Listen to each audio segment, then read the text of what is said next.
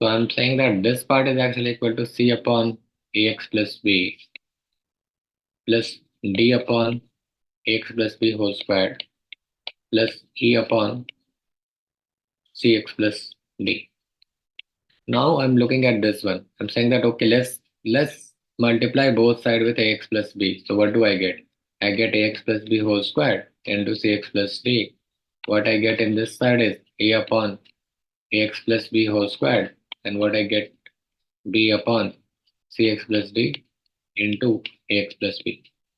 So what I'm saying is that if I compare this and this, one thing I'm clear on, that d upon ax plus b whole square is a upon ax plus b. So d is definitely equal to a. So this part I'm done with. I don't have issue with it. Now I'm looking at this part, b upon cx plus d. This should be equal to this and this. So what with this b upon cx plus d into ax plus b is actually equal to c upon ax plus b plus e upon cx plus d, right? Can I say that? I'm just saying that, okay, I want to get the comparison between these two. And so that what I'm doing is that I'm gonna, oh, so I should have written c, otherwise this becomes confusing. Mm, because if I multiply, this is getting confusing. This is not becoming easier. Call it C1, D1, so that there is no confusion. So D1.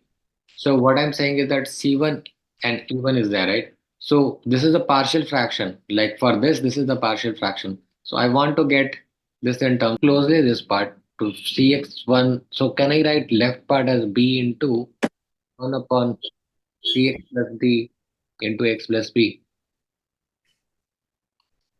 right? Can I write this like this, right? Hmm?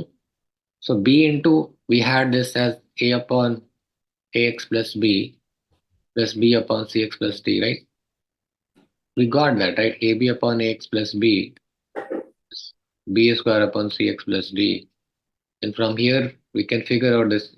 C1 is AB and E1 is b square.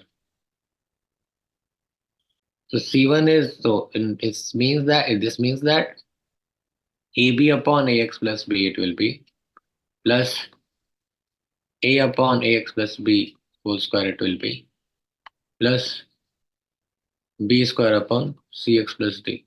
This is what it will be. I think from here it was little bit, I got confused a little bit.